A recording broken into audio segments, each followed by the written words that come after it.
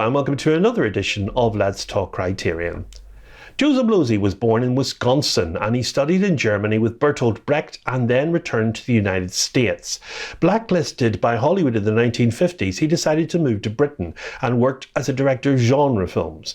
His first British film, The Sleeping Tiger in 1954, was a noir crime thriller made under the pseudonym of Victor Hanbury because the stars of the film, Alexis Smith and Alexander Knox, feared being blacklisted by Hollywood, in turn, if it became known they'd worked with Losey.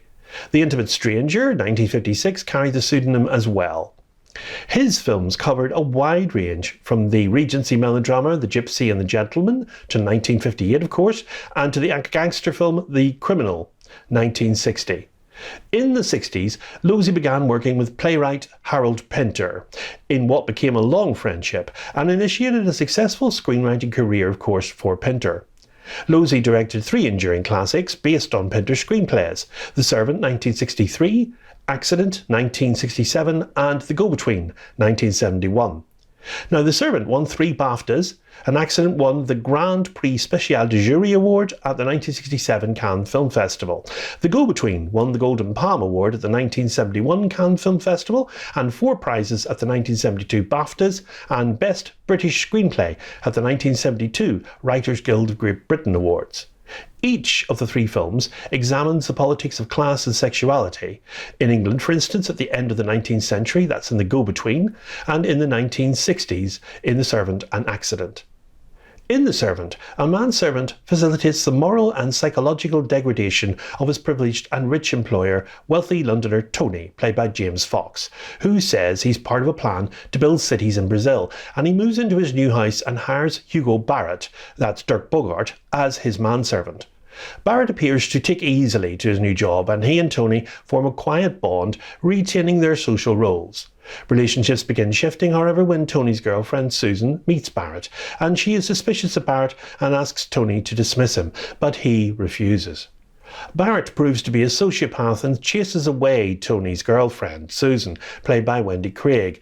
Now, the film takes a much darker turn with Barrett mistreating and psychologically controlling Tony, and he ends up effectively squatting in his property and using their friendship to manipulate and mentally persecute him. Gradually, the two reverse their roles, with Barrett taking more control, of course, and Tony retreating into infantilism.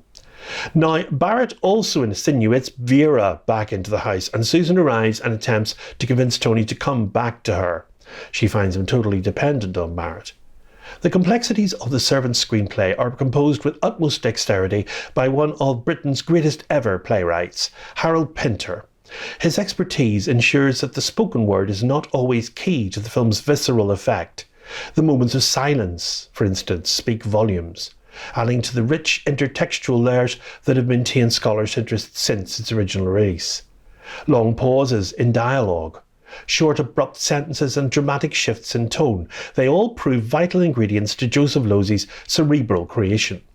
Pinter's words are utilised to wondrous effect as well, interweaving them through episodes of increasing tension, including the drip of a tap, the tick of a clock, and the roar of a thunderous lorry passing by. Through subtle visual clues, Losey artfully blurs sexual boundaries to create one of cinema's most memorable relationships, and is packed with homoerotic subtext. The Servant is a seminal title in British cinema and the British New Wave. Excellent cinematography by British cinematographer Douglas Slocum. Now, the film's based on the 1948 Robin Malm novella. The screenplay, written by Harold Pinter, stripped the plot to a more economical and chilling storyline. Pinter also appears in the film as a restaurant patron in one scene with a speaking part, and the film also boasts an excellent supporting cast. We've got Wendy Craig as Susan Stewart, Catherine Lacey as Lady Agatha Munsett, Richard Vernon as Lord Willie Munsett, Patrick Magee as Bishop, that's in the restaurant scene, Alan Owen, also in the restaurant, playing the curate, Johnny Dankworth as the jazz band leader. Now, he also provided the music for the film, and he was married to singer Cleo Lane, who sang the song All Gone, featured in the film. And Davy Graham appears as himself in the pub sequence. The Servant comes to Criterion on a standard Blu-ray with the following special features. The Blu-ray is taken from a new 4K digital restoration with uncompressed mono soundtrack. There's a new programme on the director Joseph Losey from film critic Imogen Sarah Smith. A rare interview with Losey conducted by the critic Michel Simon in 1976. Interview from 1996 with the screenwriter Harold Pinter. Interviews with actors Dirk Bogarde, James Fox, Sarah Miles and Wendy Craig. There's a trailer for the film and an essay written by the author Colm Toibin.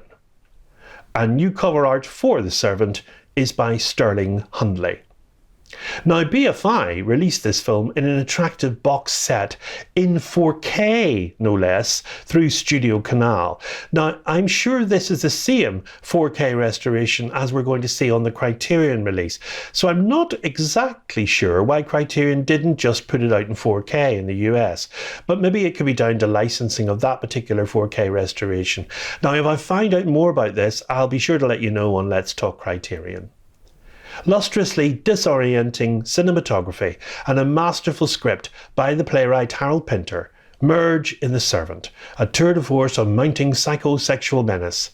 The Servant has a running time of 115 minutes and is 1:6:6:1 aspect ratio. That means it does have black bars. It comes to the Criterion Collection as a new title, Spine 1182, out in the US on Tuesday, the 20th of June.